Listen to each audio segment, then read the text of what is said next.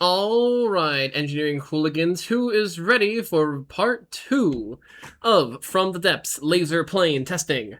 Today we are going to be doing some combat testing. The long-anticipated combat testing video, if you will. The video where we test the aircraft in combat.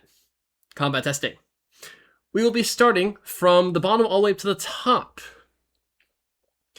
First of all, we'll be starting in the same order as we did previously, so the Laserbird, Snowboarder, Dragonforce, then Laserbird Block 6, putting them against the Scourge and the Squirrel in terms of equal material costs. Let's get started. Laserbird Block 1 versus Squirrels. We have one Laserbird against 3 Squadron of Squirrels for a relatively similar level of material cost. The Squirrels, of course, have the advantage. Mind you, 5 squadrons of squirrels. Is this? 15 squirrels versus 1 Laserbird. 3, 2, 1, begin. The contestants have spawned in. Let's see how this thing goes. The squirrel started in the water immediately, and the Laserbird is going to town. 4 squirrels down instantly. The laser, it does horrific work against these things. The squirrels are already at 72% strength. Because yes, these things should not take lasers very well. Now as you can see, now that the Laserbird is on lower amounts of energy, its batteries aren't full anymore, it is switched to burst fire. But now that it's flying farther away, it also can't hit the squirrels nearly as accurately. Nonetheless, you do really only need 1 concentrated burst from this laser to kill a squirrel. Which, this squirrel's doing pretty well, actually. If I'm not mistaken, the squadron leaders have red, so maybe that does have something to do with it. Yep, this thing's dodging all the shots. Oh, couldn't dodge that one. Took some small damage there, and it's on fire. And I believe it's spinning out of control now. It appears that the Laserbird has taken some very small amounts of damage, actually. The missiles are coming in. Oh, that's actually very bad. It's on fire. Well, I didn't expect this. If the Laserbird's weapon has been taken out, that might be an automatic DQ, actually. Which would be embarrassing. Nope. So far, still fully operational. Although its steam engine appears to be out of commission. Actually, how much power can it output right now?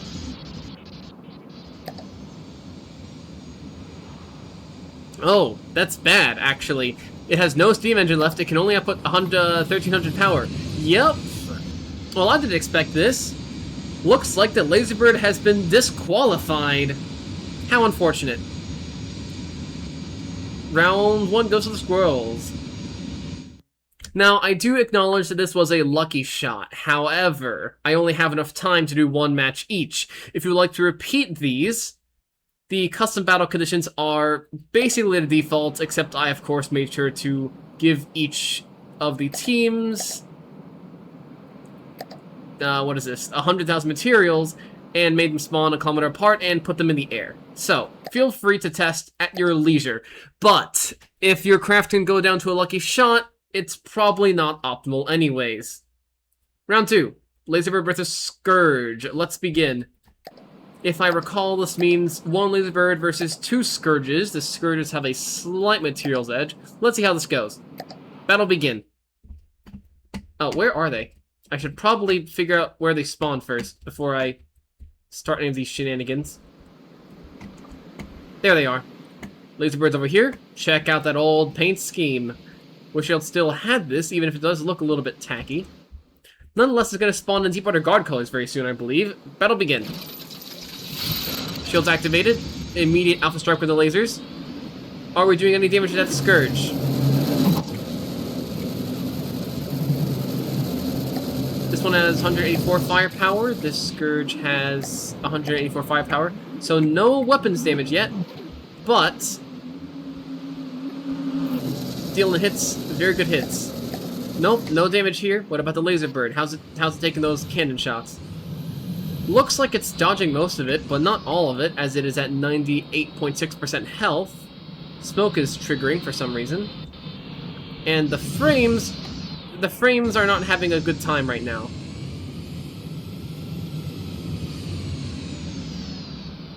I would love to be able to focus on the... There we go.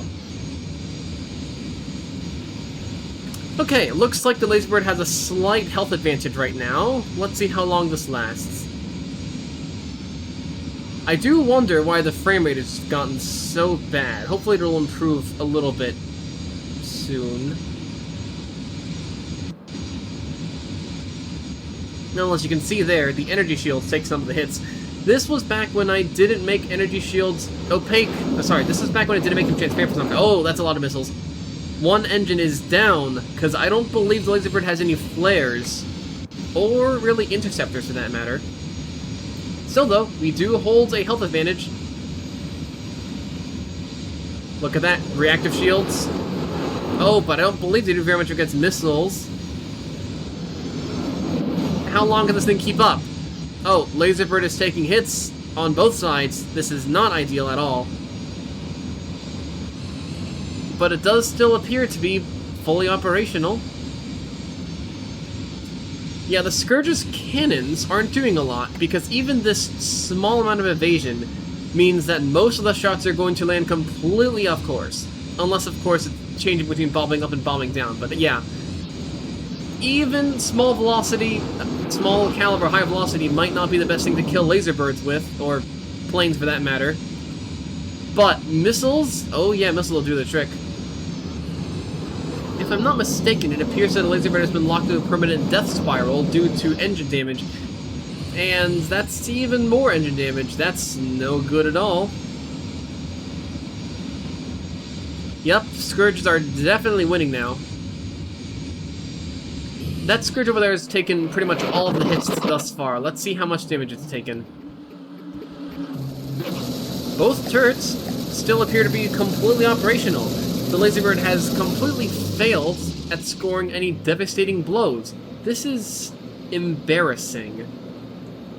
Well, maybe it's embarrassing for 2022 me, because again, I made this 4 years ago. So, more incoming missiles.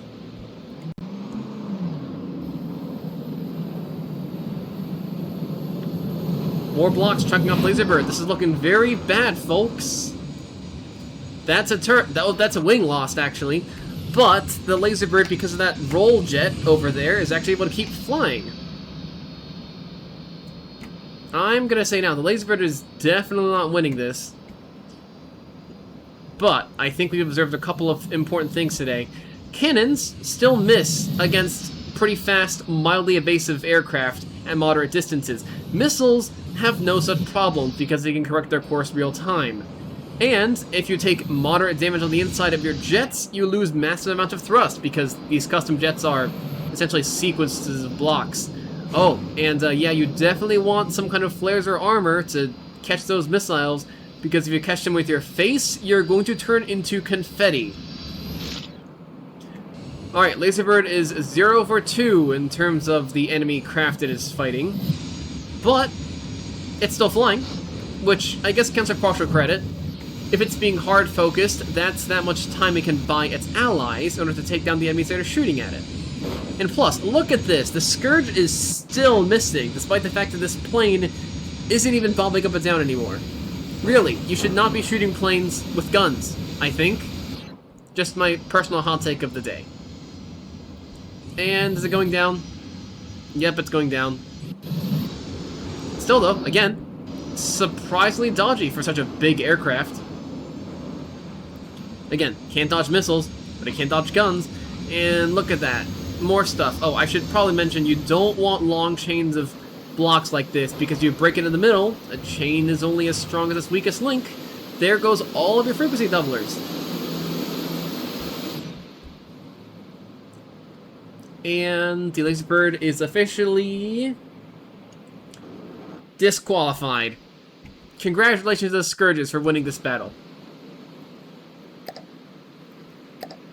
Next up, the Snowboarder versus the Squirrels. Let's see how this battle goes. Snowboarder is on that side, Squirrels are on that side. Snowboarder on the left, 3 Squirrel squadrons on the right, 9 Squirrels in total. By the way, little fun fact, it doesn't matter if the... Oh, I guess they're fleet colors, so it doesn't actually matter what colors you're talking about. Because if both teams are in Deepwater Guard colors, they'll still shoot at each other. Battle begin. 2 snowboarders. Right, I forgot. Snowboarders come in pairs. So it's 200k resources each. Look at those. Unarmored but very strong jet engines. And the Flying Squirrel squadrons. Again. Oh, 9 squirrels. I thought it was 15. Let me... Okay, this is going to bother me. Yep, 9 squirrels, 2 snowboarders. 180k versus 250k. Battle begin. By the way, border-wise, if you're watching this, please add deco to the exhaust of the jet engines. Or, you know, maybe make this not extend this far, because this kind of looks like the jet engine is just plugged up with blocks. You know, if you ever update this design anyway. Battle begin. Oh, instant zap with the lasers. Taking some early hits, but no critical damage yet. Oh, one squirrel is dead on the spot. That's what happens when you try and fight lasers with lightly armored aircraft, I suppose. The snowboarders are diving in. It looks like most of the damage is coming from the... Let's see if we can follow some missiles in. Nope, that squirrel died before you could actually check any hits. Those missiles are out of fuel. Those squirrels on fire. Snowboarders are unscathed because they're moving real fast. And very evasive, unlike the Laserbird. Oh, look at that. Professional missile dodging by that squirrel over there. But it can't save it from the shells. Again, most of the shells miss, but a few hit. And the lasers fire at light speed. Yep, this squirrel is down. And with that, the snowboarders cap the victory. Congratulations, the snowboarders win round 1.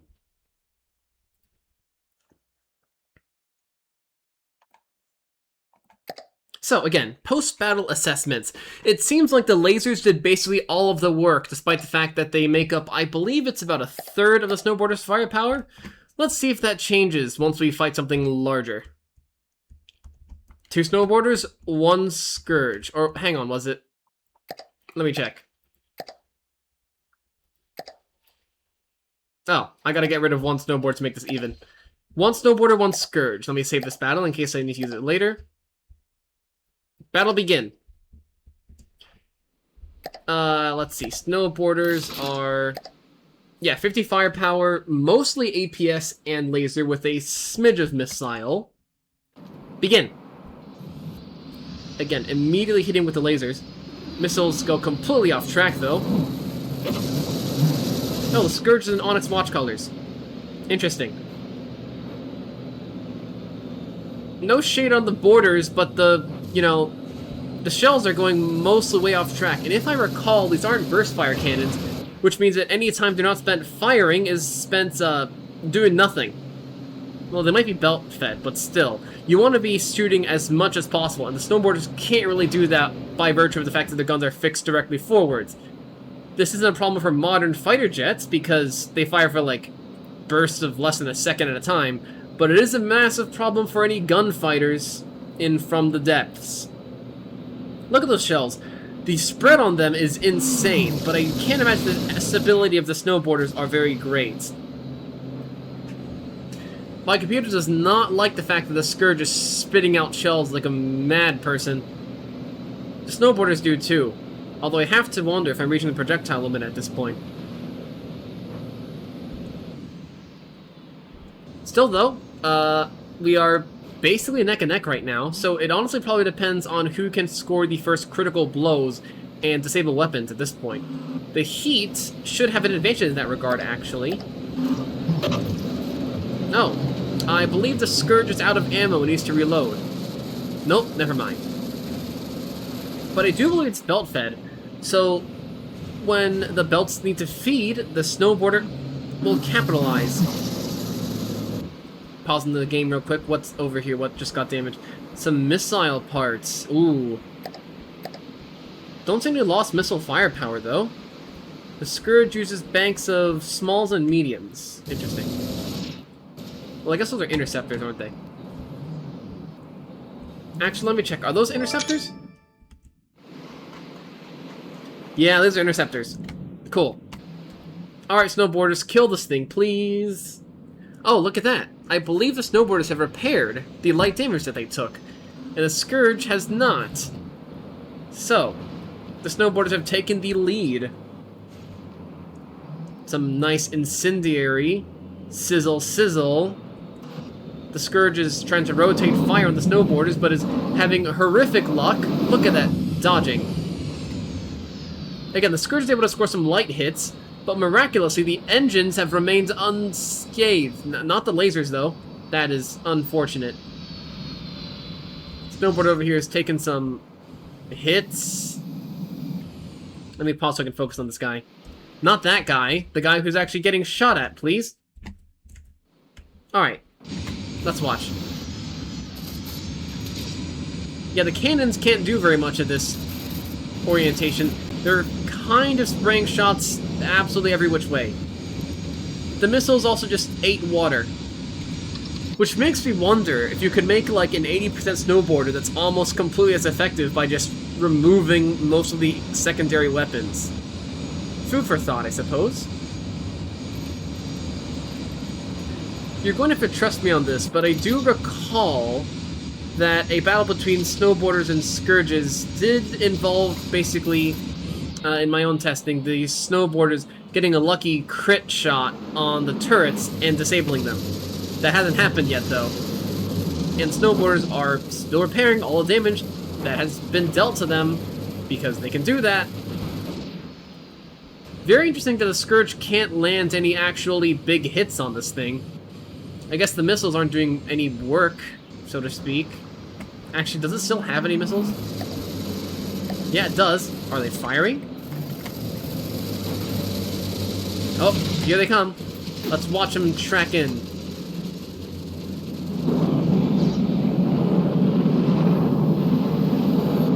And a miss, and they all miss. Because the snowboarder bobs up and down incredibly aggressively. You know, this thing probably wouldn't make a bad pack bomber, provided that it can get some good accuracy on those things. Particle cannons do have very poor accuracy unless you give them moderately high focus, but if you're willing to use high alpha damage impact strikes or pierce heavy armor, they can be pretty cost effective, actually. Oh, that was actually a moderate hit. What got lost there? Pleak armor and some pumps, so nothing too bad. Currently, the Scourge is unable to damage the snowboarders meaningfully, but the snowboarders are slowly whittling the Scourge down. Those were recoil absorbers. Oh, is that... That is one turret down. Looks like the snowboarders have got in the bag, unless the Scourge scores some lucky hits.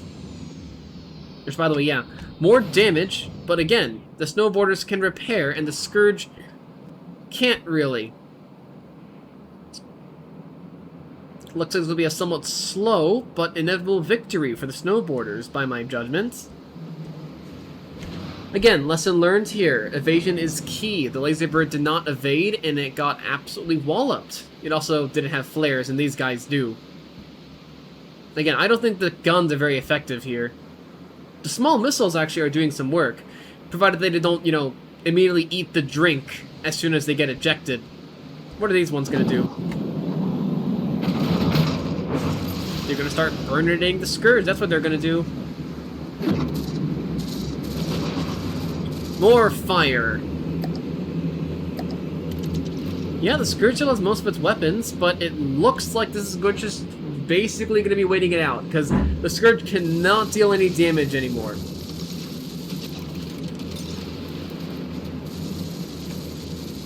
I'm going to make a judgment call here. You all can feel free to run this battle yourself and see if the Scourge can get a lucky shot on these guys. I'm not going to bother. Round 2 goes to the snowboarders. Next up, Dragonforce versus Squirrel. Let's see, how many Dragonforces was this? How many Dragonforce I did I put in? 200k of Dragonforces, that's 2 of them versus 9 Flying Squirrels. Battle begin. I will be curious to see if the Dragonforce's armor actually comes into play here. ought to be interesting. Let's go. Alright, Dragonforce opening fire. 2 squirrels dead on the spot, as you probably expected. They're really getting in the thick of it, so I'd be interested to see if these missiles actually do any damage. Judging by the way those missiles slowly oscillated before they died, it seems like the Dragonforce's spinning decoys are actually doing some work. So, you know, I personally don't like the way they kind of gyrate like that, but hey, they do seem to be very effective, so I cannot fault them for that. Flawless. I don't think anybody expected anything else, but the moderately high, slow-firing laser pulses of the Dragonforce were able to very quickly one-shot the squirrels in about 30 seconds. I was looking forward to this one, though. Dragonforce versus Scourge. 2 Dragonforces, 1 Scourge. Let's see if the Dragonforces have the armor and the piercing power to deal enough damage. They definitely aren't as evasive as the Snowboarders, but they do have a lot more armor. Dragonforce opening up. Some decorations destroyed on the Scourge over here. I am getting a lot less lag, presumably because there's only the Scourge spewing bullets and not the other craft. We are neck and neck in terms of HP right now. The Dragonforces have a slight lead, but I don't think anybody's inflicting meaningful critical damage yet.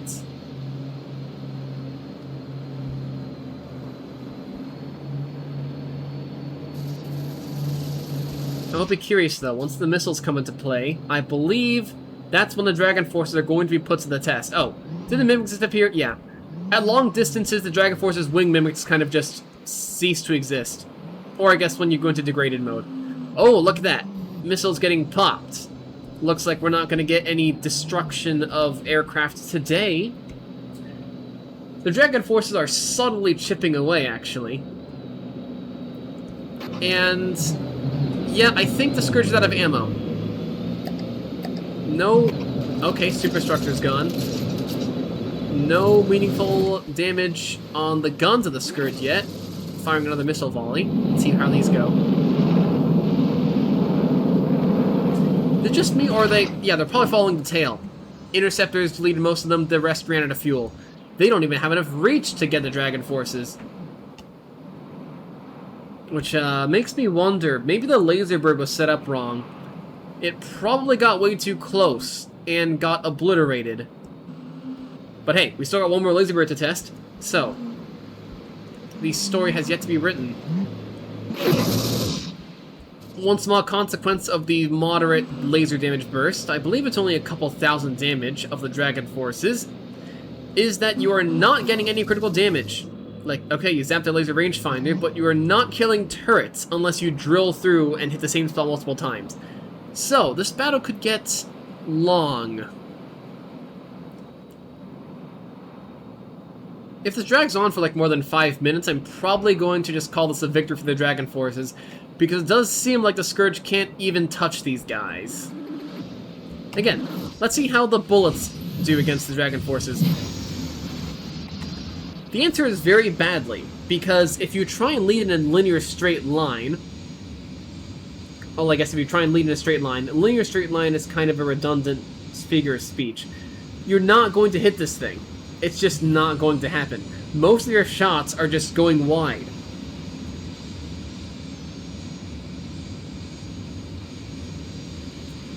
Oh, did the Dragonforce just drown itself? Oh no. That's bad. Can it get out of the water?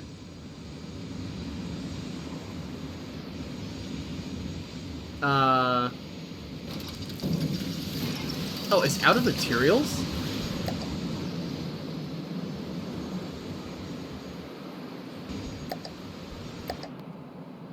No. Okay, then why is it... I guess the pathfinding just made it drink water. But where are its lasers? Is it firing? Well, it still has all its laser firepower. But why isn't it shooting?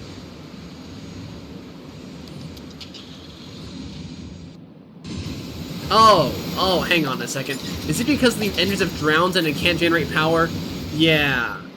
Okay, I see. That's a problem. Border-wise, if you've seen this, make your Dragonforces fly slightly higher so they can't drink water whenever they want. Now we're down to one Dragonforce, effectively. The other one has been DQ'd by virtue of drowning, unfortunately. But the verdict remains the same. Oh, I guess the Dragonforce is taking up to 98% damage now. They're at 98% health, that's 99. So they are slowly getting chipped away, but the Scourge is at 95% health. Again, these two guys can't really harm each other, so the matchup is kinda messy. Nonetheless, I would still say that this is a very good show for laser airplanes. It shows that even some mild amount of evasion can invalidate just any type of gunfire. Maybe I'll have to test this against a tier once we're done. See how this thing dodges railguns. But yet, if you lack enough single-shot damage, you're just not going to damage the enemy.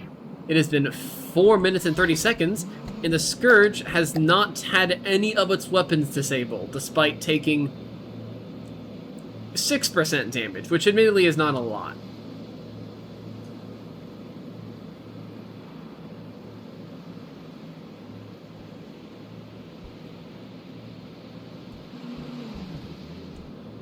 Missiles going around, and did those things just go up into the sky?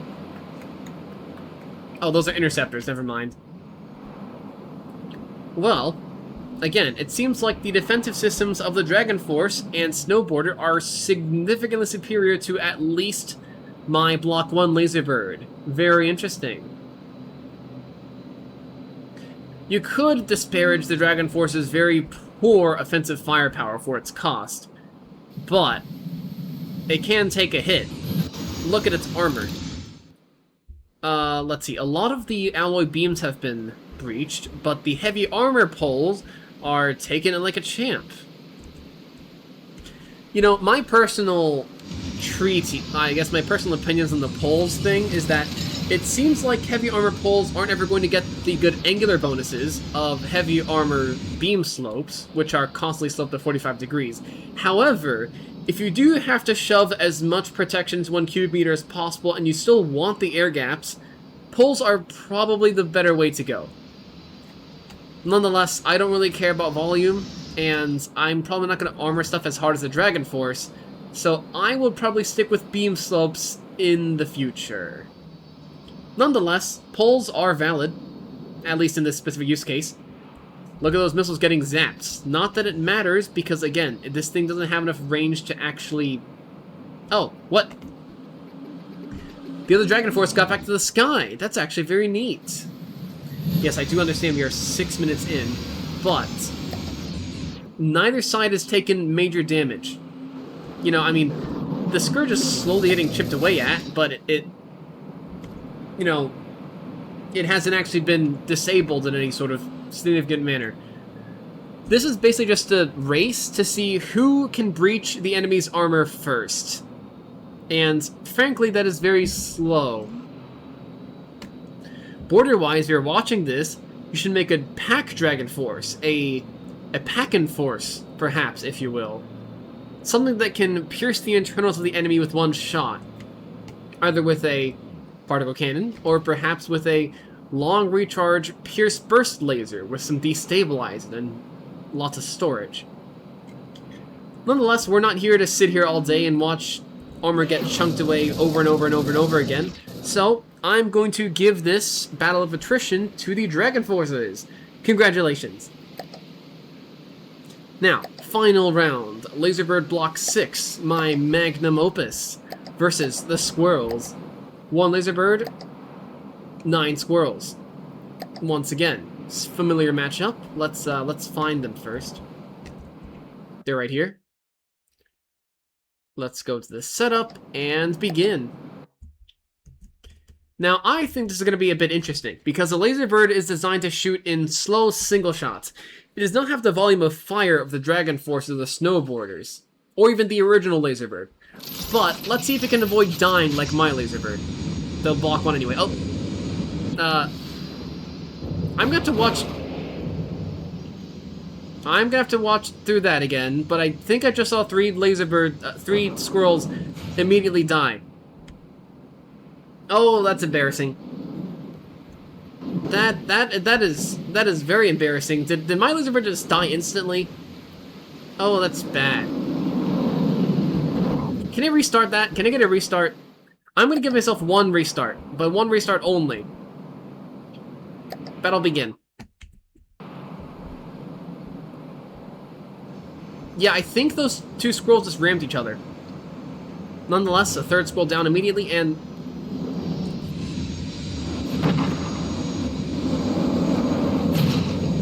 Okay, Laserbird, you're giving me a really bad look in front of the audience right now. Could you please stop humiliating me? That'd be great. Round 1 goes to the squirrels.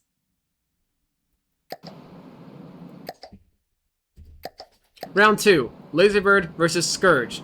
Again, probably not the best engagement distance because my aircraft are heckin' shockers, but I chose the terms of this battle and I'm going to live by them until my aircraft explode. Battle begin. If my Laserbird was set up correctly, it should immediately try and disengage, fly out to 2,000 meters, and attempt to avoid dying. Let's see if it can manage that. I see something falling off the Scourge. Oh, that's one turret down immediately. How do you like them apples, Mr. Scourge? Battle of attrition-wise, the Laserbird is currently in the lead by about 2%. The Scourge is down one turret instantly because Laserbird can deal 18,000 damage instantly in one shot, and apparently pierce the heavy armor blocks of the Scourge's turret block and destroy it from the inside. The Laserbird is supposed to have missile interceptors, but I didn't see any of them go off. Well, I guess they're all empty right now. That's unfortunate. They've reloaded now. Let's see if they have any role in the coming volley. Okay, they're launching.